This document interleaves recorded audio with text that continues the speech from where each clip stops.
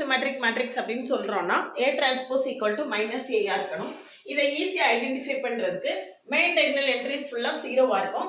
அதுக்கு மேலேயும் கீழே உள்ள என்ட்ரிஸ் வந்து ஆப்போசிட் சைன்ல இருக்கும். சேம் வேல்யூ ஆப்போசிட் சைன்ல இருக்கும். 3 மைனஸ் 3 மைனஸ் 4 4 5 மைனஸ் 5 இப்படி இருந்தாலே இது வந்து ஸ்கியூ சிமெட்ரிக் மேட்ரிக்ஸ் தான். பார்த்த உடனே ஐடென்டிஃபை பண்ணிடலாம்.